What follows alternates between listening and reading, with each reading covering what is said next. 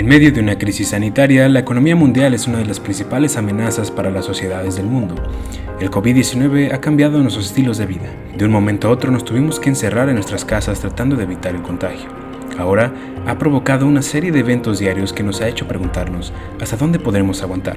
Poco a poco nos acercamos al pico de contagio y solamente sentimos un futuro incierto. Pero antes de hablar de un futuro, recapitulemos todo lo que ha pasado en estos primeros 2 meses del COVID-19 en México y en Querétaro.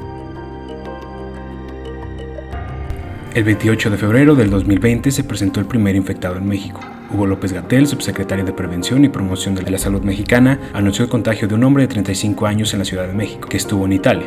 12 días después, el 11 de marzo, se presentó el primer caso de infección en Querétaro, un hombre de 43 años residente de España, quien vino a Querétaro a visitar a sus familiares. Ambos casos fueron de personas con antecedentes de viaje al extranjero, y específicamente en Europa.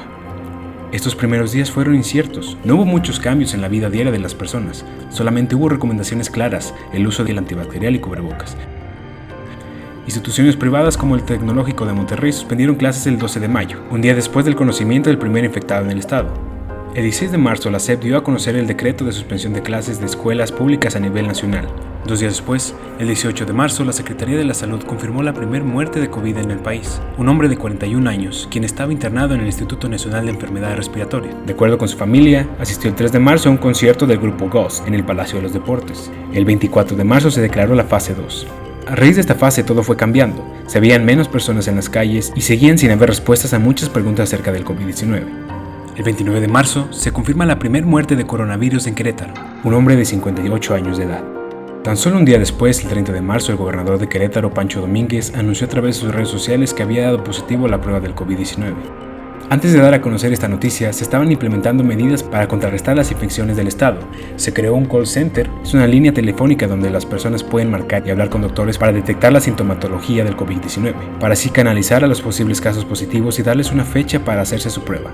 Esto con el fin de evitar que las personas vayan en masa a hacerse pruebas y que ocurran más contagios simultáneos, así también como la creación de una app donde las personas pueden hacerse un autodiagnóstico también. Al mismo tiempo, el Centro de Congresos en Querétaro se convirtió en una especie de hospital general para atender a pacientes no graves.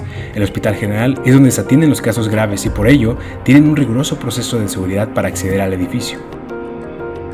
El mes de abril llegó un ambiente social tenso, con mucha incertidumbre acerca del futuro del país y del mundo. En redes sociales empezaron a difundir imágenes de personas que eran llevadas en cápsulas por ser posibles portadores del coronavirus.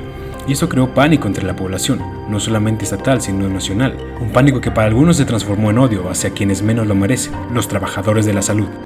El 7 de abril, Martina Pérez Rendón, directora de Servicios de la Salud del Estado, confirmó que se registraron 2 agresiones en contra del personal médico. 2 casos en los que la ciudadanía realizó actos de discriminación por temor a ser contagiados. 15 días después, detuvieron a 2 mujeres que agredieron a una enfermera que esperaba su camión, bajo el argumento que estaba contagiada por la enfermedad, explicó la policía estatal, por lo que presentaron a las detenidas ante la Fiscalía de Querétaro por su probable responsabilidad en el delito de discriminación. La legislatura de Querétaro aprobó el pasado jueves 1 de mayo el dictamen con la que se sancionarán de 3 a 5 años de prisión a quienes agredan a personal médico y de atención de emergencias de cualquier institución, sean públicas o privadas, además hasta 6 meses de trabajo comunitario.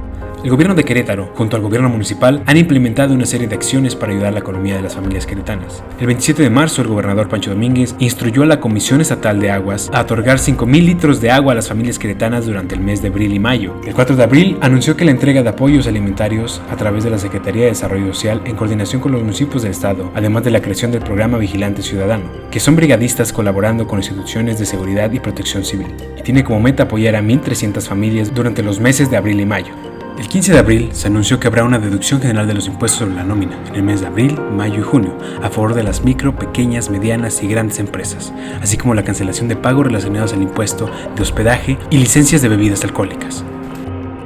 El 29 de abril se implementó el programa de Querétaro Fuerte, con apoyos económicos de 4,000 pesos dirigidos a quienes han perdido su empleo o su fuente de ingresos. El gobierno municipal de Querétaro, liderado por Luis Nava, también implementó medidas económicas para las familias queretanas. Se implementaron apoyos directos de 3,000 pesos a tianguistas, locatarios de mercado, comerciantes, taxistas, entre otros. Se dieron créditos hasta de 80,000 pesos con periodo de gracias de 6 meses, pagos de hasta 36 meses y en algunos montos el municipio cubrirá la tasa de interés durante el año. También se creó un ejército blanco de brigadistas que se encargarán de desinfectar los espacios públicos de la ciudad. Y empresas como Azafrán y Citec están creando ventiladores para así tener insumos necesarios para combatir el COVID en los hospitales. Esta contingencia ha cambiado la vida de muchas personas, y los que más han enfrentado los retos son las familias, tanto hijos como padres. Entrevistamos a una familia que nos habló de su experiencia al tener clases virtuales. Hola, profe. Hola, ¿qué tal? Buen día. Nuevamente, ya saben, la indicación, apaguen su micro, apaguen su chat. La verdad, al principio me costó un trabajo acostumbrarme, pero ya cuando iba pasando los días, las semanas, ya me iba acoplando más a entrar a clases por medio de Zoom, por Classroom, que nos enviaban los trabajos. Ya me iba acostumbrando más pronto. Aquí tengo 3 hijos, entonces tenemos que organizar de una manera que no choquen los horarios de las clases en línea. Entonces aquí los tengo organizados. Mi hija de primaria, el que está en primer año de prepa, el que está en segundo año de prepa. Tenemos que hacer una reorganización tanto en la familia como en la casa, como en las actividades. Se sigue uno levantando temprano porque uno de mis hijos tiene clases a veces a las 7 de la mañana, el otro a las 8, la niña a las 9. Tenemos que seguir teniendo una rutina y hábitos para que esta situación, que la verdad nos tomó de sorpresa a todos, no sea algo que trastorne a la familia. Entonces tenemos que realizar nuevas dinámicas, nuevos horarios, nuevos hábitos para que todo esto pues salga lo más pronto posible y no se desesperen los muchachos ni nosotros como padres de familia teniéndolos aquí en casa, ¿no? Sí, veo a mis compañeros, pero ahorita en estas clases en línea los veo despeinados, otros en la cama, otros en pijama y eso. ¿Te gusta más este modelo de clases virtuales o sí te gustaría volver a la escuela? Pues me gustaría volver a la escuela porque así podría abrazar a mis compañeros, decirles hola y eso. ¿Tú crees que vaya a haber algún cambio de educación después de este problema? Pues justamente tiene que haber uno, porque el sistema educativo no estaba basado para ser basado en clases virtuales o uno que se tendría previsto, sino se trata de aplicar y practicar algo como un experimento para poder seguir llevando este tipo de educación. Pero es importante saber que las personas y sobre todo los estudiantes padecemos de mucho estrés o padecimientos mentales como otros, como ansiedad o depresión, y que eso dificulta muchísimo el tiempo en el que nos estamos aislando y padeciendo justamente la pandemia. Estamos en un momento cumbre de la pandemia. La fase 3 representa el mayor número de infectados, y esto es de gran riesgo debido a que los hospitales pueden colapsar en su capacidad de atender pacientes. Nosotros como sociedad tenemos la responsabilidad de crear un cambio. Lamentablemente, el 24 de abril, el presidente de México, Andrés Manuel López Obrador, dio a conocer que Querétaro es de los estados que menos respeta el confinamiento, y Luis Nava dio a conocer que durante el fin de semana pasado se atendieron más de 20 reportes de fiestas en la capital.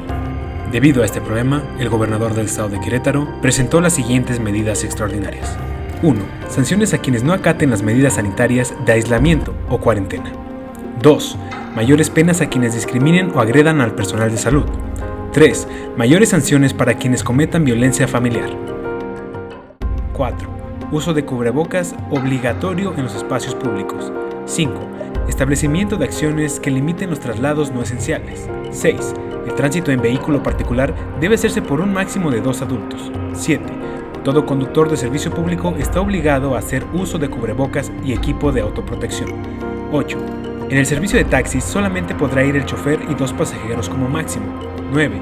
Las autoridades sanitarias podrán realizar operativos en los diversos puntos donde haya aglomeraciones.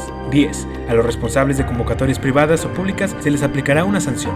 11. La policía del estado y los municipios podrá hacer uso de sus facultades de verificación de medidas sanitarias. Se priorizará la vialidad para los vehículos de emergencia. 12. Si una persona es sorprendida en un desplazamiento no esencial, será conminada a la policía. Debemos entender que estamos en el punto de inflexión, y de nosotros depende si aplanamos la curva o la dejamos crecer. Informando desde Querétaro, Super 9 Noticias.